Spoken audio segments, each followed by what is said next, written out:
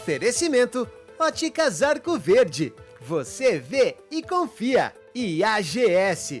Com apenas 3 letras, seu negócio será multiplicado. Programa De Todo o Coração. A Igreja em seu lar. Paz e bem a todos. Está começando mais um programa De Todo o Coração.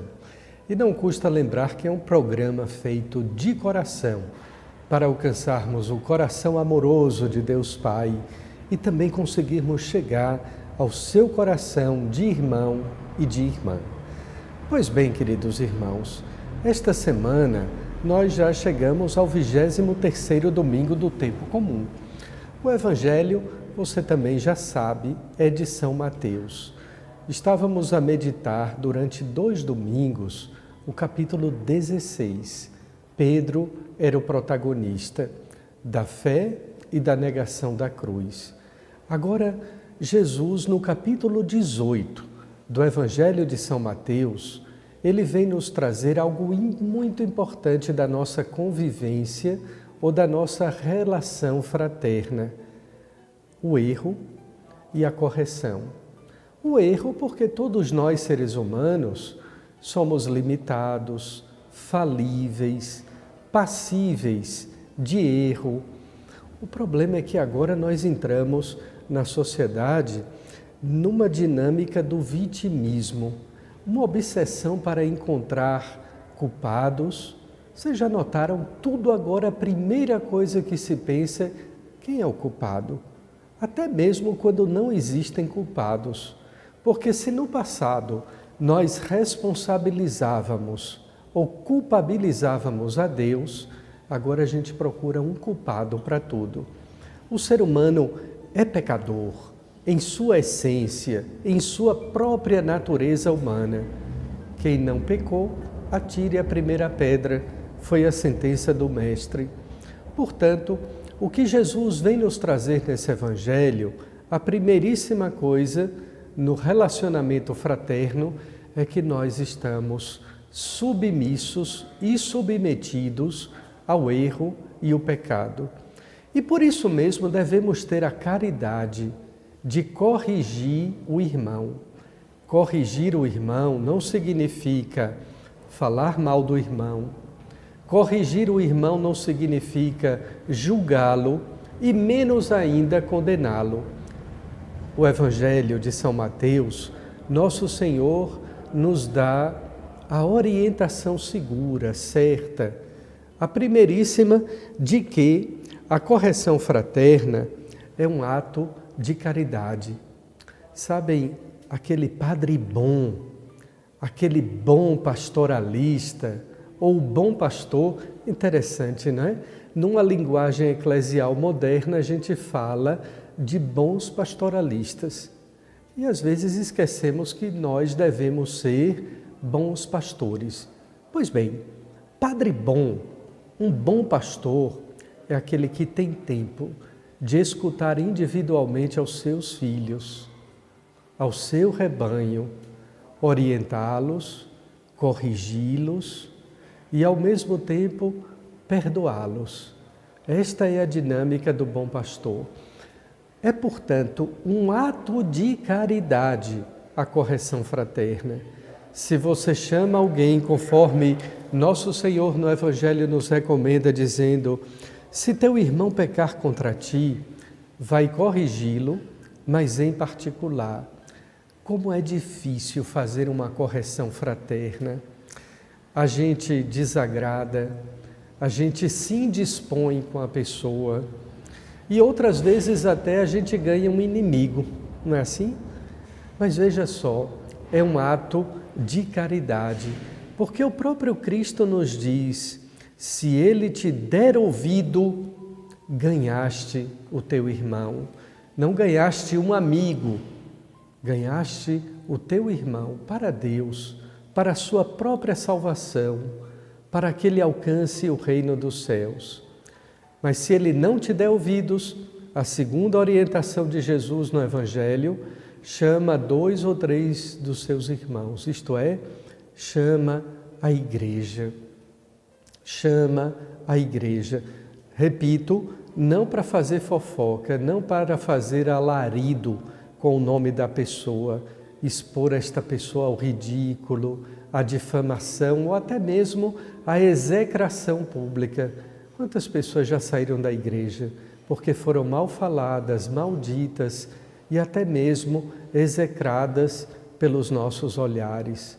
Chamá-lo a sós, chamá-lo com a igreja, perante testemunhas habilitadas. Meu irmão, o que aconteceu? Você fez isso? Não é bom para você, não é bom para a sua alma. Isso vai colocar em risco a sua salvação. Pode perder até mesmo a sua alma. Você pode perder o reino dos céus.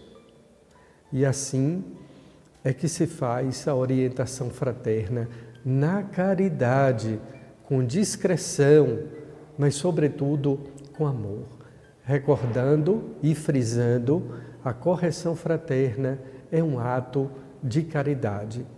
Pois bem, adiante nós temos aqui também Jesus dizendo que essa autoridade foi dada aos discípulos. Em verdade vos digo, tudo o que ligardes na terra será ligado no céu, e tudo o que desligardes na terra será desligado no céu.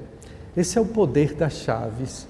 A autoridade da igreja não vem de democracia, não vem do voto direto. Eu sinto muito dizer isso. A autoridade da igreja vem de Cristo, vem do Espírito Santo. E é Ele que dá aos apóstolos esta autoridade, este poder das chaves. Ligar e desligar. Aqui não se trata de pedidos aleatórios da comunidade 2 ou 3 se reunir para pedir. Nesse evangelho, quando se diz chama a igreja, é uma das vezes que aparece mais forte a palavra igreja, no sentido não de sínodo, mas de eclesia, de assembleia convocada, assembleia do povo de Deus reunida, 2 ou 3, a autoridade da igreja para ligar. Você pode conferir isso no Catecismo da Igreja Católica, número 1463. Ali se faz uma distinção segura, isso daqui é doutrina da igreja, não é ideologia, se faz uma distinção segura que esta autoridade, a primeira, de ligar o céu e a terra, ela trata de uma autoridade sacramental. Pelo sacramento da reconciliação, as pessoas são religadas a Deus, são reconciliadas com o amor misericordioso do Pai. A segunda autoridade é a autoridade disciplinar, ou melhor, essa é a terceira. A segunda é a autoridade doutrinária. É quando 2 ou 3 sucessores dos apóstolos ordenam um bispo. É quando vários bispos se reúnem num concílio ecumênico, como foi no Concílio Vaticano II, como foi no Concílio de Trento, de Niceia, de Constantinopla, de Jerusalém, e ali definem, em nome de Deus, com a autoridade que Cristo lhes concedeu, a doutrina da Igreja. A doutrina da Igreja, repito, fazendo eco às palavras do Santo Padre, o Papa Francisco, não podem ser confundidas com ideologia política, seja ela de direita e menos ainda de esquerda. A doutrina da Igreja é a doutrina da autoridade dos apóstolos, que lhes é concedida aqui neste Evangelho de Mateus, no capítulo 18. O que ligares na terra será ligado no céu. Portanto, a primeira autoridade, fazendo aqui uma pequena lembrança, a autoridade sacramental, a autoridade doutrinária e a terceira, já falei, antecipando por engano, é a autoridade disciplinar. Se trata também de desligar, algo muito duro, muito severo, mas que é extremamente pedagógico também para a salvação, para a nossa salvação. Às vezes estamos dentro da comunidade e não nos damos conta de que esta comunidade é feita de pecadores e eu quero, a todo custo, por toda a força, falar mal, denegrir ou até mesmo excluir pessoas porque não são santas, porque ainda não entraram no caminho da conversão, ou até mesmo antecipar a colheita do joio e do trigo. A autoridade disciplinar é aquela também que coloca fora da comunidade. Você agora vai experimentar como Tomé foi privado, ele não estava ali naquele cenáculo quando o ressuscitado apareceu, e ele perdeu a oportunidade de experimentar o Cristo ressuscitado. Depois, sim, é que Tomé se reintegra. Assim também algumas pessoas precisam ser afastadas, outras precisam ser suspensas, outras transferidas, no caso dos padres e bispos, e outras também excomungadas, infelizmente. Mas esse é o processo da autoridade disciplinar, que através da pedagogia da lei é capaz de ensinar a pessoa a sentir falta da comunidade, se arrepender dos seus pecados e buscar uma sincera, autêntica e verdadeira conversão. Eu repito sempre, ao final de cada comentário do Evangelho, quantas lições bonitas, quanta preciosidade, quanto isso nos ensina e também quanto isto nos custa. Não para estar brigando, fazendo guerra, se digladiando com um e com outro, dizendo eu sou dono da verdade, você que tem que mudar. Não, a nossa conversão se dá diante do confronto com a palavra de Deus. Vamos ganhar o irmão, porque é um ato de caridade, e perceber que o irmão não apenas pecou contra mim, mas ele pecou contra si mesmo. Bem, chega agora o momento do intervalo. É sempre muito rápido. Voltamos já com o programa De Todo o Coração.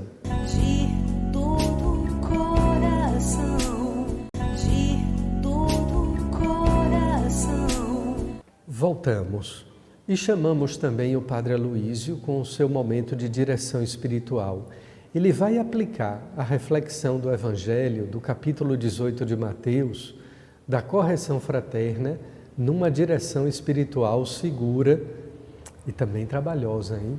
Acompanhemos. Como é bom estar com você e poder trilhar esse caminho de vida espiritual, de vida interior. Na nossa caminhada, sempre vale a pena recordar um ponto importante da vida fraterna. Porque ninguém caminha para Deus sozinho. Jesus enviava 2 a 2 os discípulos para anunciar o Evangelho, para fazer milagres, para viverem a missão 2 a 2. Pois bem, no nosso caminho espiritual, e esse domingo vai nos recordar o Santo Evangelho, a importância da correção fraterna. A correção fraterna é o grande exercício da caridade. Hoje, muitas pessoas não gostam de serem corrigidas, sentem-se humilhadas, sentem-se diminuídas por conta da correção. Mas a correção, ela, com caridade, ela é para nós via de salvação. Diz o salmista, Deus corrige aos que ama. Então, a correção fraterna é um exercício de caridade, mas é também de humildade para quem é corrigido e para quem corrige. Porque quem está lhe ajudando na correção não é alguém perfeito, é alguém que revê sempre o coração, as atitudes, às vezes tem que fazer o exame de consciência para não cair no mesmo erro.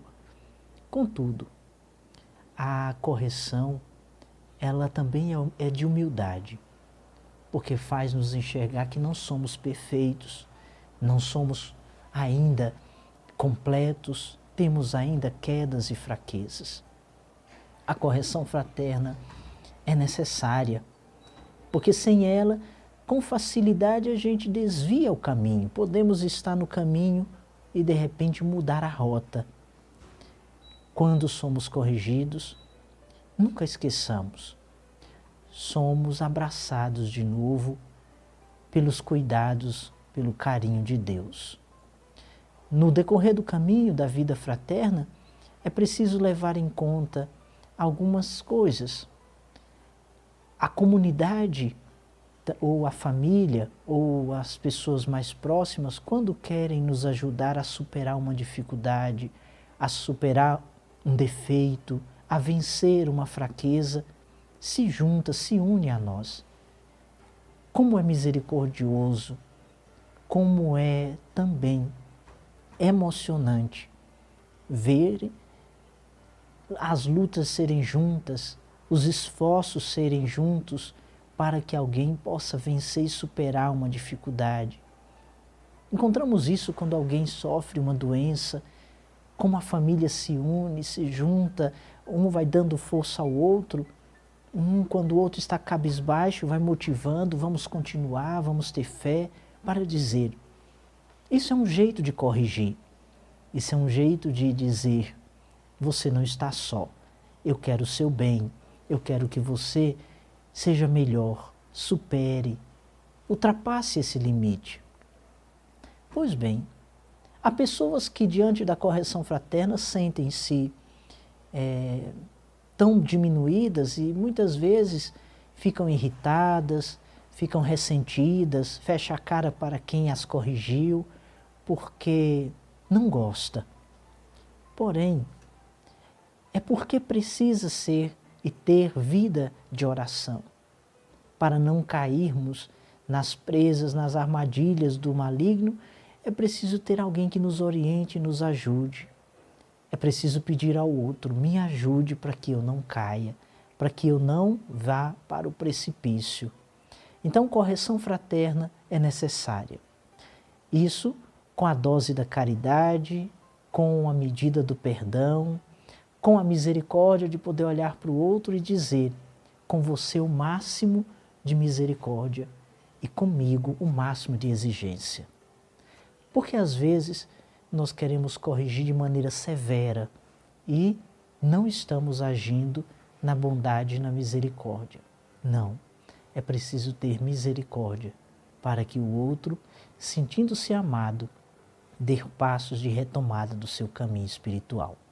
Essa semana, peça a Deus a graça de poder ter caridade o bastante, se for necessário, para ajudar alguém, corrigir alguém, mas também de aceitar a correção que lhe venha. Deus abençoe você.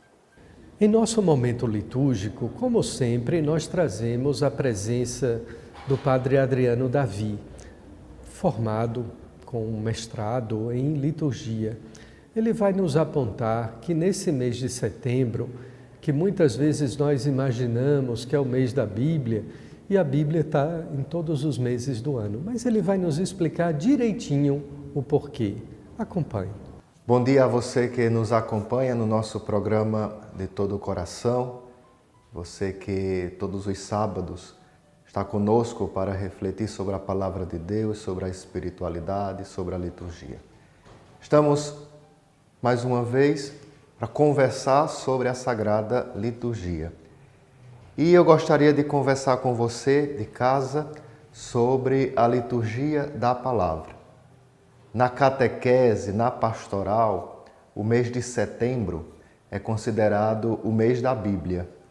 E eu estive pensando, mas esse mês temático que a pastoral nos propõe, que a catequese nos propõe, qual é o lugar dele na liturgia?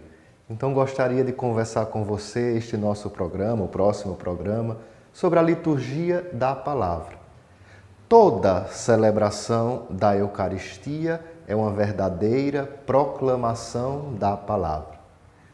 Toda celebração da Eucaristia é palavra do Senhor, palavra da salvação que nos é proclamada e cumpre este efeito em nós.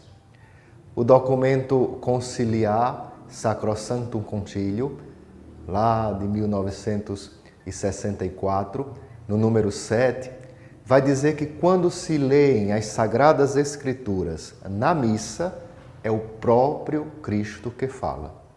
Isso é interessante a gente parar para pensar. A liturgia da palavra pós-Vaticano II não é um preâmbulo da missa, não é uma introdução para a missa, não é facultativo. A missa só lá do ofertório para frente. Não. A liturgia da palavra é parte integrante da celebração da Eucaristia. Uma coisa simples para a gente entender, eu só posso participar, ou seja, tomar parte, comungar do corpo e sangue do Senhor, se primeiro eu me comprometer com Ele, se primeiro eu escutar a Sua palavra e aderir a esta palavra. Por isso que a liturgia da palavra é fundamental e necessário. A palavra que nos é proclamada é a mesma palavra que se transforma no corpo e sangue do Senhor. São João vai dizer isso.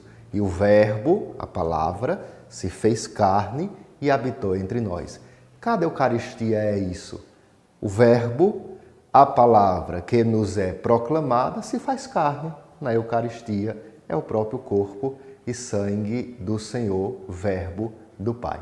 Então esta é a primeira coisa que eu gostaria já de início dizer para você que nos assiste. A liturgia da palavra, a celebração da Eucaristia como um todo, é uma verdadeira proclamação da palavra de Deus. A instrução do lecionário da missa, lecionário é aquele livro do qual são proclamadas a palavra de Deus, o salmo, o evangelho na missa, vai dizer justamente para a gente uma coisa muito interessante que às vezes a gente não pensa, a gente não toma consciência disso.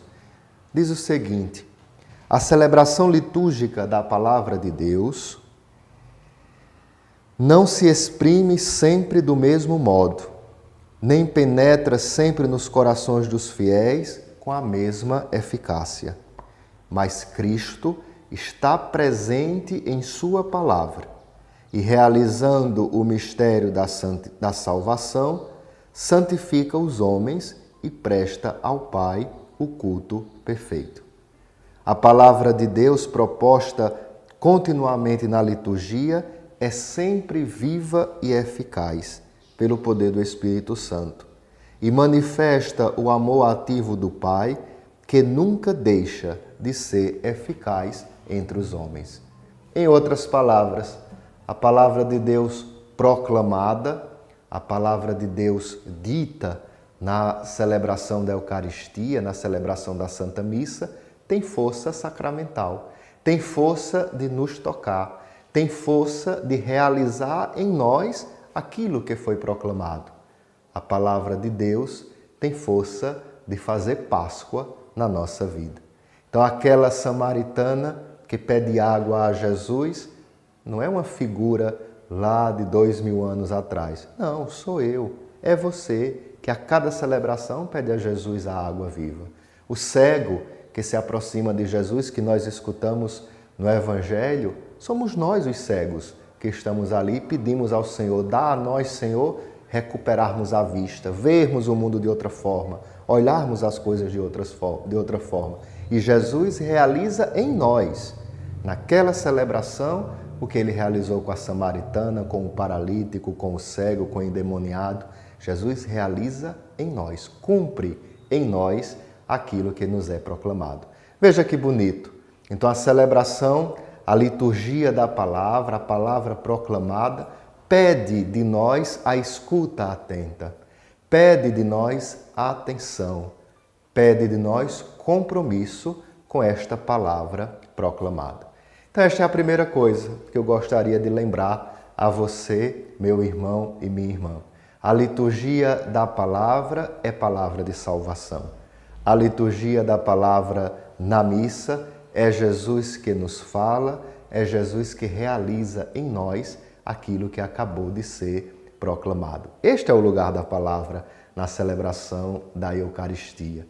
Este é o lugar da palavra na celebração da Santa Missa. Por isso, o leitor, quem se compromete a ler na Sagrada Escritura, quem se compromete a proclamar a palavra, deve ter algumas atitudes que nos são importantes. A primeira delas, está ereto, está em pé, não de qualquer jeito no ambão, não de qualquer jeito ao proclamar a palavra. Deve conhecer a leitura.